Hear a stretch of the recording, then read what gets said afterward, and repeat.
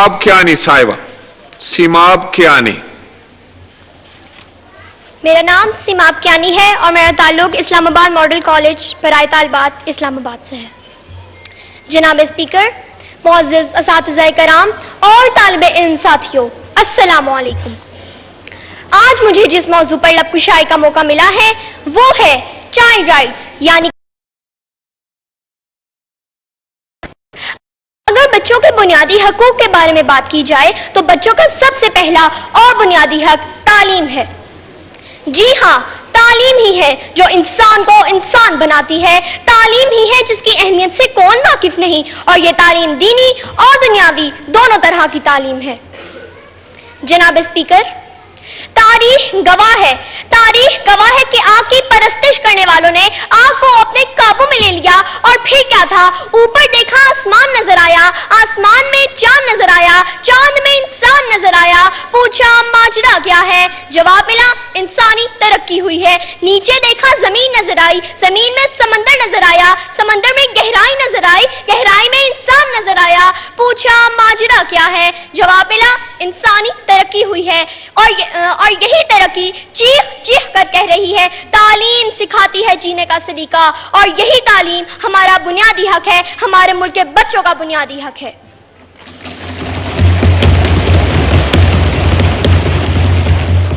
جناب اسپیکر، قانون نافذ کرنے والے اداروں نے نو یور رائٹس کے نام سے ایک کتاب پبلش کی ہے جس میں صاف صاف لکھا ہے کہ ایز اے پاکستانی سٹیزن بچوں کا پیدائش کے ساتھ ہی ان کا پہلا اور بنیادی حق تعلیم ہے، اور ہمارا آئین پاکستان آرٹیکل 25A کے تحت ضمانت دیتا ہے کہ پاکستان کے ہر بچے کو 16 سال کی عمر تک مفت تعلیم دی جائے گی۔ مگر اس کے باوجود فگرز کے مطابق بہت افسوس سے کہنا پڑتا ہے کہ پاکستان میں ابھی بھی 2 کروڑ بچے اسکولوں سے باہر ہیں، اور اس بارے میں حکومت کو اقدامات کرنے کی ضرورت ہے۔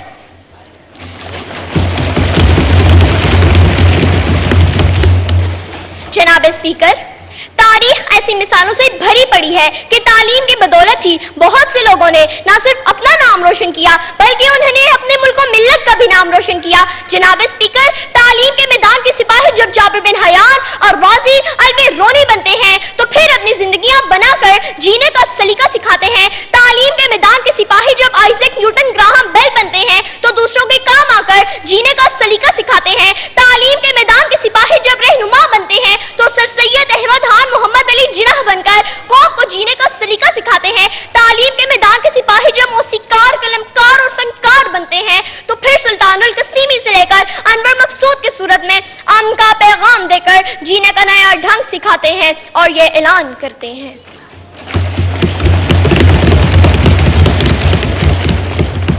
علم نے خونے رگے جا دیا اور نہ مرا، علم نے زہر کا پیمانہ پیا اور نہ مرا، علم سکرات کی آواز ہے عیسیٰ کا لہو، علم سیارہ ہو گہوارہ ہو انجام و نمو، علم بیٹے کی نئی قبر پر ماں کے آنسو، علم عباس علمدار کے زخمی بازو، کعبہ کو سین کو یہی سر کرتا ہے، ایک لمحے میں صدیوں کا سفر کرتا ہے، علم طالب کو طلبتے ہی صلا دیتا ہے اور جہل انسان کو ابو جہل بنا دیتا ہے۔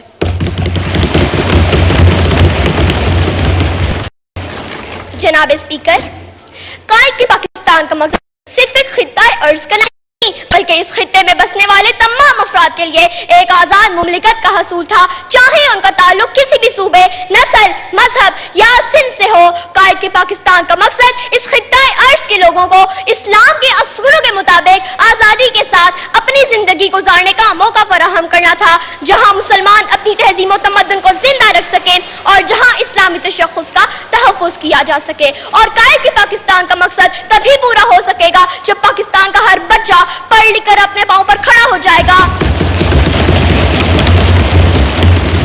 اور ایسا تبھی ممکن ہوگا جب اس کو اس کا بنیادی حق دیا جائے گا۔ تعلیم کی بدولت ہی ہر بچے کو یہ پتا چل سکے گا کہ اس کی کوئی منزل ہے، کوئی نظریہ ہے، کوئی نصب العین ہے، کوئی مقصد حیات ہے۔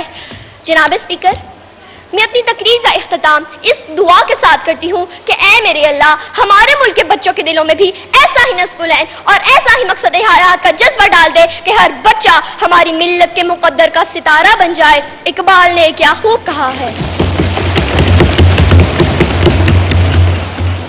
کوئی کا ہم شان کئی دیتے ہیں، کوئی قابل ہو تو ہم شان کئی دیتے ہیں، ڈھونڈنے والوں کو دنیا بھی نہیں دیتے ہیں۔ شکریہ۔